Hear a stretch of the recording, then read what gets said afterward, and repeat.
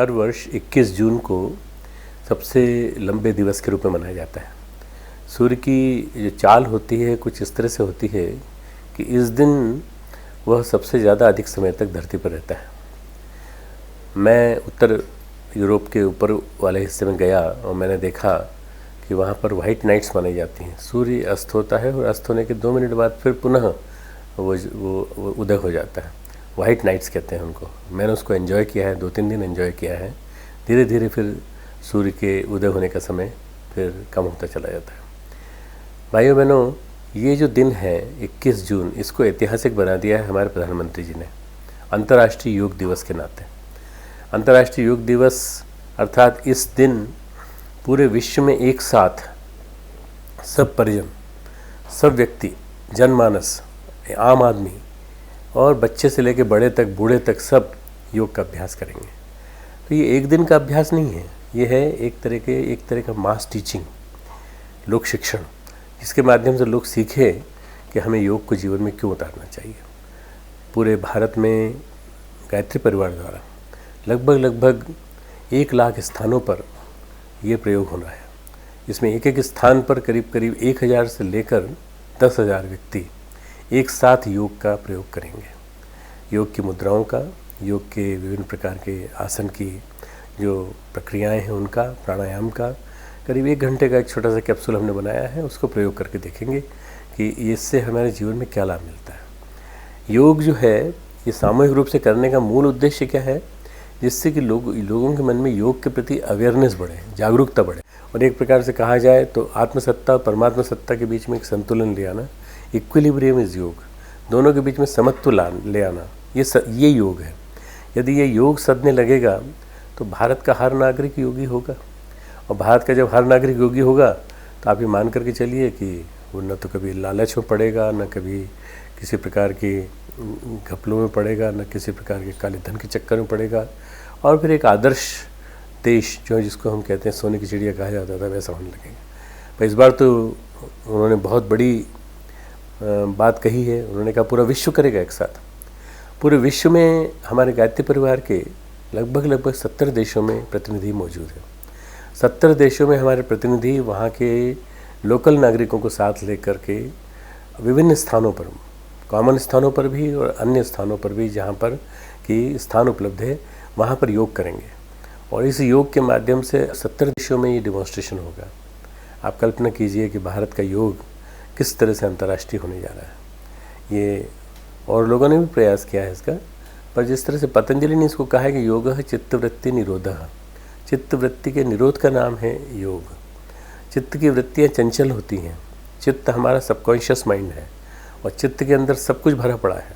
सारा पिछले जन्मों का कचरा, इस जन्म का कचरा, जितना भी कुछ हमारे पास है वो सब वहाँ भरा पड़ा है।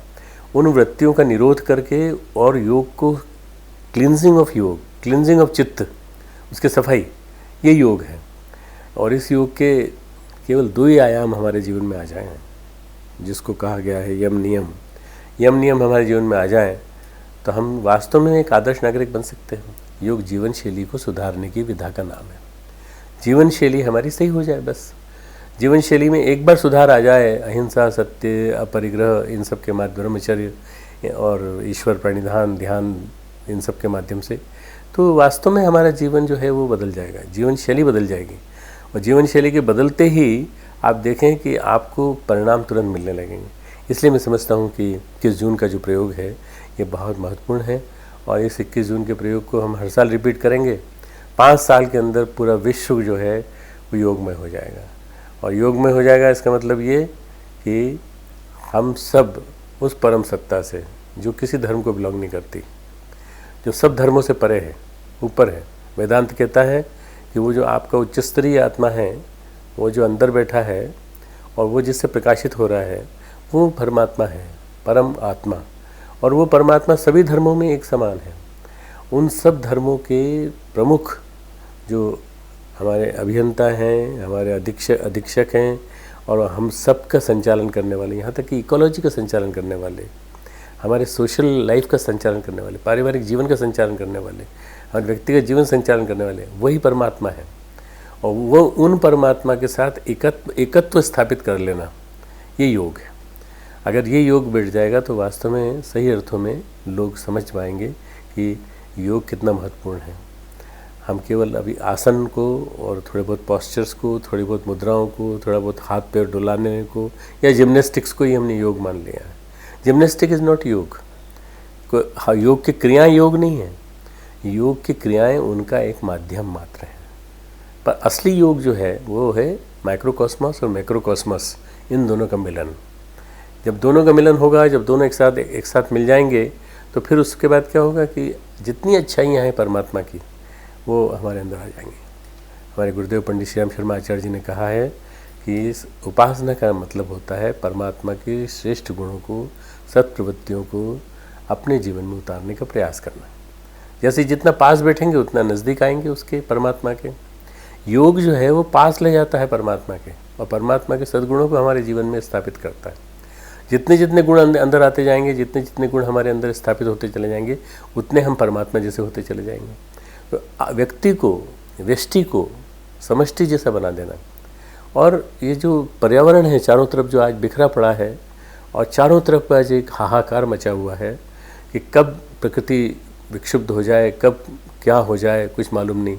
इस पर्यावरण को, इस प्रकृति को, वातावरण को अपने अनुकूल बनाने का अगर कोई साधन है आज, तो वो विज्ञान में नहीं है, वो योग विज्ञान में है, अध्यात्म विज्ञान में है।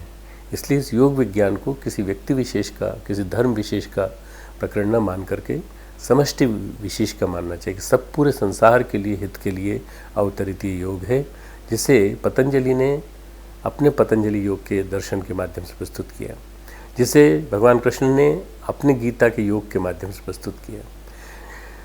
जितनी भी ये चीज़ें हैं ये सारी की सारी जीवन में उतारी जा सकती हैं, और जीवन में उतारने में कोई दिक्कत नहीं है। थोड़ी बहुत दिक्कत ये आएगी कि आपके अपने रूटीन को आपको व्यवस्थित करना पड़ेगा। गीता में भगवान कृष्ण कहते हैं, युक्ताहार विहारस्य युक्त चेष्टस्य कर्मसु युक्त स्वप्नो बोधस्य योगो भवति दुःखा। योग दुखनाशक है, योग भवति दुःखा। योग दुखनाशक है कब? जब आहार योगी जैसा हो, विहार जीवनशैली योगी जैसी हो, सोने का क्रम स्वप्न को निद्रा कहा गया है। स्वप्न जो है वो हमारे वो योगी जैसे हो, बोध जागें तो योगी जैसे जागें। ऐसे नहीं उठ के एकदम अलार्म की वजह से कुलबुला कर जागे, ऐसे नहीं। जागें तो योगी की तरह जागें, दोनों हाथ से परमात्मा को धन्यवाद दें कि आपने नया जन्म दिया, आपको बहुत बहुत धन्यवाद। इस तरह से बोध, वो सारी चेष्टाएं हमारी योगी की तरह से, चेष्टाएं जितने कर्म हो, जितनी भी हम लोग बातचीत करें आपस में एक दूसरे से मिले जुलें, ये हमारे योगी जैसे हो।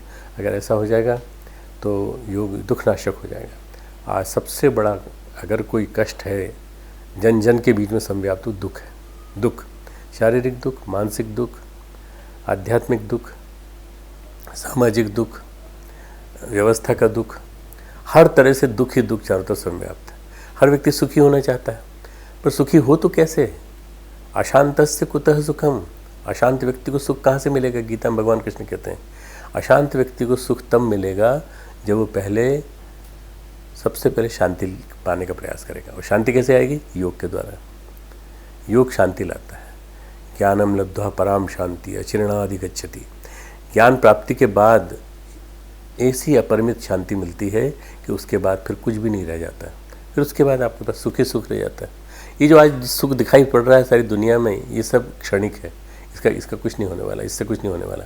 थोड़ा इसके साथ बेचैनी जुड़ी हुई है, इसके साथ ग्रीड जुड़ा हुआ, लालच जुड़ा हुआ है, इसके साथ बहुत सारी ऐसी चीज़ें जुड़ी हुई हैं जिसके कारण आप बीमार भी हो रहे हैं और बीमार कर रहे हैं दूसरों को, पर घर में पत्नी को और ऑफिस में अपने बॉस को और अपने सबॉर्डिनेट्स को।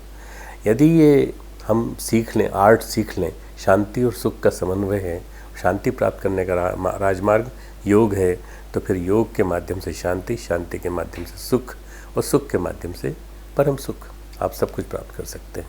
इसलिए मैं सोचता हूँ इस अंतर्राष्ट्रीय योग दिवस को ऐसे मनाया जाना चाहिए जैसे हम लोगों के लिए एक बहुत बहुमूल्य वरदान के रूप में ये आया है, और हम इसको हर साल मनाएं, हर दिन मनाएं, कोई दिक्कत नहीं है। 5 मिनट मनाइए, रोज़ मनाइए, उसमें क्या दिक्कत है? और रोज़ मनाइए और रोज़ ही भगवान को धन्यवाद दीजिए कि ये हमें करने का मौका मिला। यदि ये हम करते रहें तो मैं समझता हूँ कि बहुत बहुत बहुत उपलब्धियाँ मिलेंगी, और आप शरीर, मन, आत्मा, एक तरह से कहा जाए तो पर्यावरण की दृष्टि से भी, हर दृष्टि से हम स्वस्थ रहेंगे, और स्वस्थ भी रहेंगे, निरोग भी रहेंगे, और सशक्त दीर्घजीवी बनकर संसार में यहाँ रहना सार्थक कर सकेंगे। मनाइए इस अंतर्राष्ट्रीय योग दिवस को।